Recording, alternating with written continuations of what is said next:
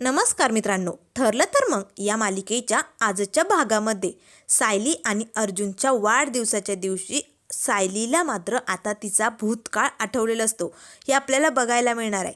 तर इथे आता अर्जुनने सगळा झालेला प्रकार आता घरच्यांना सांगितलेला असतो.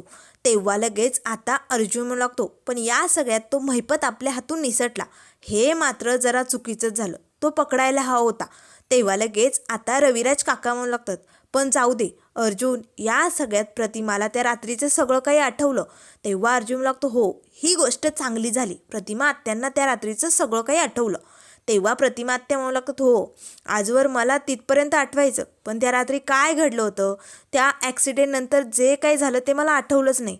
म्हणजे जेव्हा महिपत माझ्या समोर आला, त्याने माझ्यावरती बंदूक रोखली, तेव्हाही मला काही आठवलं नाही. पण ज्या वेळेस महिपत मला त्या ठिकाणी दिसला, ज्या ठिकाणी त्याने जळत्या लाकडाने माझ्यावरती वार केले होते, ज्या ठिकाणी तो त्या अवस्थेत उभी होता अगदी खुन्यासारखा, त्या अवस्थेत त्याला बघताच मला सगळं काही आठवलं. आता प्रतिभांना जे काही आठवलेलं असतं ते सगळे इथे क्षण दाखवले जातात. त्याच वेळेस प्रतिमा आत्या मला लागतात, हो आणि मग मी हिंमत धरली, कारण ज्या माणसाने माझ्या कुटुंबाला संपवण्याचा प्रयत्न केला त्या माणसाला शिक्षा व्हायलाच हवी. म्हणून मी त्या आगीतलं एक जळतं लाकूड हातात घेतलं आणि महिपत समोर येऊन उभी राहिले. आता हे सगळे क्षण इथे दाखवले जातात. तेव्हा लगेच आता अर्जुन लागतो, पण प्रतिमा आत्या तू खरंच खूप हिंमत दाखवली बरं का, त्या महिपत समोर जाऊन त्याच्यावरती वार करण्याची हिंमत केली तू. तेव्हा प्रतिमा आत्या करणारच, कारण मला हे सगळं माझ्या सायलीने शिकवलं होतं ना, तिने मला सगळ्या स्टेप सांगितल्या होत्या आणि खरंच हे सांगितलं मी समजा तसं केलं आणि मग मी महिपतशी सामोरा करू शकले. पण ऐन वेळेस तेव्हा त्या महिपतचा गुंड माझ्यावरती हल्ला करणार, त्याच वेळेस सायली आली. बरं झालं सायली, आज तू माझा जीव वाचवला, तू जर नसती तर काय केलं असतं मी. तेव्हा लगेच आता सगळेजण मात्र सायलीकडे बघू लागतात. त्याच वेळेस इकडे आता प्रिया आणि नागराज दोघेही आता घरी निघालेले असतात. तेव्हा प्रिया मला लागते, झालं तुमचं समाधान झालं जंगलात राहून, अहो काय गरज होती इकडे यायची, तो महिपत गेला ना तुम्हाला एकट्याला सोडून, आता त्या अर्जुनने तुम्हाला पाहिलं ना तर तुम्हीच पकडले जाणार.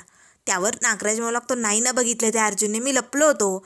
तेव्हा लगेच प्रिया म्हणू लागते, हो मग तुमच्या महिपतने तुम्ही कुठे काय याची चौकशी केली का, नाही ना, बघा तो महिपत एक ना एक दिवस तुम्हाला अडकवणार आहे, माझं ऐका नीट लक्षात ठेवा. त्यावर नागराज म्हणू लागतो, ए गप्पा बैस, असं काही झाले नसेल, महिपत निसटला असेल या जंगलातनं, तो मला कशाला अडकवेल. त्यावर प्रिया म्हणू लागते, हो जेव्हा अर्जुन सायली त्याला पकडतील ना तेव्हा तो महिपत सगळ्यात आधी तुमचं नाव घेईल आणि तुमच्यामुळे मीही पकडली जाईल. त्यामुळे सावध व्हा, आपल्याला काहीतरी करावं लागेल, आपल्याला त्या महिपतला शोधावं लागेल, तो लवकरात लवकर तुम्हाला अडकवणार आहे, हे तुमच्या लक्षात कसं येत नाही. त्यावर नागराज मला लागते, गप्प बैस, मी लगेच महिपतला कॉल करतो, तो आपल्याला कळेल कुठे काय. असे म्हणत नागराज आपला मोबाईल काढतो आणि महिपतला कॉल करू लागतो. पण महिपतचा फोन मात्र तो काही उचलायला तयार नसतो. त्याच वेळेस आता इकडे नागराजला धक्का बसतो. प्रिया म्हणते, तसं खरं तर नाही आहे ना, हा महिपत पकडल्यानंतर माझं नाव तर घेणार नाही ना, हा डाऊट आता नाग्याला आलेला असतो. तेव्हा प्रिया हसतच मला लागते, काय झालं, उचलला महिपतने तुमचा फोन, कसा उचलेल तो, वेड्यासारखे पोलीस त्याला शोधतायत ना, मग फोन उचलून तो काय पोलिसांच्या हातात जाईल का, काय तुम्ही वेड्यासारखं वागता, नाही उचलणार तो तुमचे फोन. आणि हे बघा अजूनही माझं ऐका, आपण त्या महिपतपासनं सावध व्हायला पाहिजे, तो कधीही आपल्या गळ्यात कोलीत बांधू शकतो, हे नीट लक्षात ठेवा. आता मात्र इथे प्रियाने महिपत विरुद्ध चांगलंच नाग्याला भडकवलेलं असतं. नागराजही आता प्रियाच्या बोलण्याचा विचार करू लागतो. तर इकडे आता कल्पना काकू म्हणू लागतात, बरं बरं प्रतिमा, रविराज भाऊजी तुम्ही आता जेवण करूनच जा, मी मस्त स्वयंपाक बनवते. त्याच वेळेस रविराज काका म्हणू लागतात, नाही नाही कल्पना वहिनी, आम्ही आता जातो, प्रतिमाही थकली की नाही, तिचाही आराम होईल, आम्ही जातो घरी. त्यावर लगेच आता कल्पना म्हणू लागते, नाही या अजिबात नाही, प्रतिमा इथे आराम करेल, पण तुम्ही आता जेवण करूनच जायचं. सगळेजण आता त्यांना थांबवतात. तेव्हा लगेच विमल आणि कल्पना काकू दोघेही किचनमध्ये जातात. त्याच वेळेस सायली प्रतिमा आत्यांना रूममध्ये घेऊन जाते. तर इकडे रविराज काका, सायली, अर्जुन तिघेही आता रूममध्ये आलेले असतात. तेव्हा लगेच आता अर्जुन लागतो, रविराज काका आज तो महिपत सुटला, पण नक्कीच तो कुठेतरी जंगलातनं फरार झालाय बरं का, नाहीतर तो पोलिसांना सापडला असता. तेव्हा आता रविराज काका म्हणतात, हो पण आपल्याला एवढं कळलं ना अर्जुन, की हा अपघात त्या महिपतनेच घडून आणला होता, पण का हे सगळं केलं असेल हे कळायला पाहिजे होतं. त्यावर सायली म्हणू लागते, रविराज काका तो सगळं काही कारण पुढचं सांगायला सुरुवातच करणार होता, कारण त्याला वाटलं होतं की खरं सांगून आज तो प्रतिमा आत्यांना संपवणार आहे. म्हणून तो सगळं सांगणार, तेच पाठीमागनं गुंड आला आणि तो प्रतिमा आत्यावरती हल्ला करणार, तेच मी समोर आले आणि मग सगळं काही विस्कटून गेलं. पण असो, आपण लवकरात लवकर त्या महिपतला शोधून काढूयाच, असे आता सायली, अर्जुन आणि रविराज काकांनी ठरवलेलं असतं. तर इकडे आता प्रिया आणि नागराज काका दोघेही आता एका चहाच्या टपरीवरती आलेले असतात. तिथे आल्यानंतरही आता नागराज मात्र सारखा महिपतला कॉल करत असतो. तेव्हा प्रिया मला लागते, गप्पा बसाव, वेड्यासारखं काही वागू नका, तो तुमचाही फोन उचलणार नाही. आणि मुळात म्हणजे तुम्हाला एक सल्ला सांगू का, माझी एक मैत्रीण आहे, तिचा जरा प्रॉब्लेम झाला, तिला मदत हवी म्हणून मी म्हणत होते. तेव्हा लगेच नाग्या मला लागतो, कर ना बाई मग मदत, तुला सवयच नाही इतरांच्या मदतीला पुढे पुढे करायची, कर मदत. तेव्हा प्रिया मला लागते, हो तुम्ही नाही का महिपतला मदत करत आणि स्वतः अडकून घेत. आता बघा, जर अर्जुनने तुम्हाला जंगलात बघितलं असतं ना, तर तुमचा काटा खलास झाला असता. त्यावर नाग्या म्हणू लागतो, नाही बघितलं ना, मग नको डोक्याला ताप देऊ, मी एक काम करतो, मी महिपतचा खास गुंड आहे ना, पंटर तो पक्या, त्याला कॉल करतो. तेव्हा प्रिया म्हणू लागते, फोन स्पीकरवर ठेवा. आता इथे नाग्याने पक्याला कॉल केलेला असतो. पक्या फोन उचलतो. तेव्हा लगेच महिपत विषयी आता इथे नागराज विचारू लागतो, कुठे महिपत, काय झालंय. त्यावर पक्या म्हणू लागतो, महिपत सरांनी जंगल रात्री सोडलं, एका ट्रकमध्ये बसून ते निघाले होते. त्यावर नागराज म्हणू लागतो, मग कुठे गेलेत ते. तेव्हा लगेच आता तो गुंड म्हणू लागतो, नाही, ते कुठे गेलेत, काय झालंय हे मला सांगता येणार नाही. त्यानंतर माझा आणि त्यांचा असा काहीही कॉन्टॅक्ट झालेला नाही. तर इकडे आता रविराज काका म्हणत असतात, पण महिपतचा माझ्याशी काय संबंध आहे, माझ्याशी एवढं मोठं असं काय वैर आहे, हे आपल्याला शोधून काढावंच लागेल. तेव्हा अर्जुन लागतो, ठीक आहे काका, तुम्ही काळजी करू नका, आपण हे लवकरात लवकर शोधूया. त्याच वेळेस रविराज काकांच्या लक्षात येतं की सुमनला हे सगळं कळवावं लागेल, ती जरा टेन्शनमध्ये असेल ना, आपली वाट बघत असेल. असे म्हणत रविराज काका सुमन काकूंना फोन करतात. तेव्हा सुमन काकूंची बडबड सुरू होते, तुम्ही कुठे आहात, कसे आहात, मी रात्रभर वाट बघितली. त्यावर रविराज काका, सुमन ऐकून घे, आम्ही सगळे ठीक आहोत आणि तू व्यवस्थित आहे ना, नागराज कुठे. तेव्हा सुमन म्हणू लागते, ते घरी आलेच नाही. आता रविराज काकांना धक्का बसतो, रात्रभर नागराज घरी नव्हता. तेव्हा सुमन काकू म्हणू लागते, अहो म्हणजे भाऊजी ते ना ठाण्याला गेले होते ना. त्यावर रविराज काका म्हणू लागते, म्हणजे अजून आला नाही का. तेव्हा सुमन म्हणू लागते, नाही म्हणजे आले होते, पण त्यांना एक महत्त्वाचं काम आलं आणि मग ते गेले. तेव्हा लगेच रविराज काका म्हणू लागतात, या नागराजला पण ना कसली अचानक रात्री अपरात्री कुठली कामं येतात काय माहिती, सारखा भटकत असतो. बरं जाऊ दे, मी त्याला फोन करतो. तेव्हा सुमन म्हणू लागते, नाही नाही भाऊजी ते येतील, मला सांगून गेलेत, नका करू कॉल. असे म्हणताच आता सुमन फोन बंद करते. आता इथे अर्जुन म्हणू लागतो, काय झालं काका. त्याच वेळेस रविराज काका म्हणू लागतात, नागराज रात्रभर घरी नव्हता, कुठे गेला असेल तो. याचा विचार करत असताना चैतन्य येतो.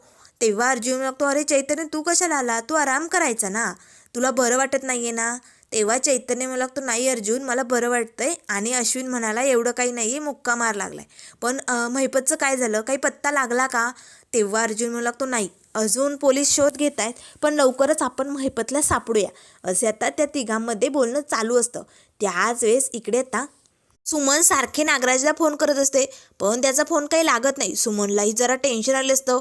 तेवढ्यात प्रिया आता नागराजला त्याच्या घरी सोडायला येते. त्याच वेळेस प्रिया मला लागते, जाऊन आता या पायाला मलमपट्टी करा, जा जा. तेव्हा नागराज मला लागतो, तू नाही येणार का घरी. तेव्हा प्रिया मला लागते, हो माझ्या माहेरी माझ्या घरी कोणी आहे स्वागत करायला, नाही ना.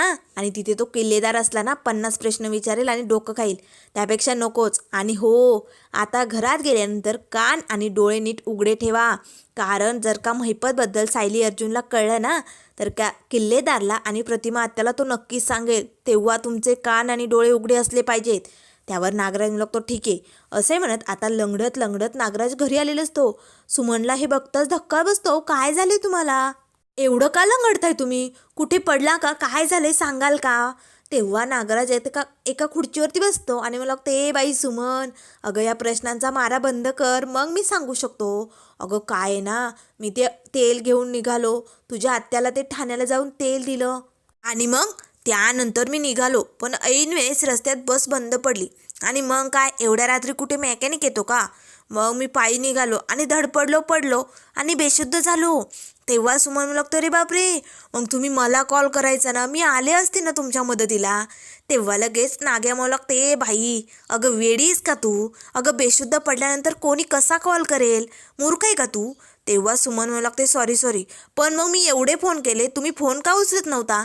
त्यावर लगेच आता नागराज म्हणू लागतो एक भला माणूस भेटला आणि तुम्हाला हॉस्पिटलला घेऊन गेला. तेव्हा लगेच सुमन म्हणू लागते मग मी तेच म्हणते, मी किती कॉल केले, मग तुम्ही घेतले का नाही? एकदा तरी फोन उचलायचा ना. तेव्हा नागराज म्हणू लागते बाई बंद कर ना, तुझी ही प्रश्नावली बंद कर आता. तर आता त्यानंतर मित्रांनो पुढील भागामध्ये आपल्याला बघायला मिळेल सायली आणि अर्जुनचा वाढदिवस असतो. आता मात्र सगळ्या घरच्यांनी मस्त त्यांना सरप्राईज दिले असतं. मस्त वाढदिवसाचं इथे सेलिब्रेशन चालू असतं. सायली आता अर्जुनचं औक्षण करत असते.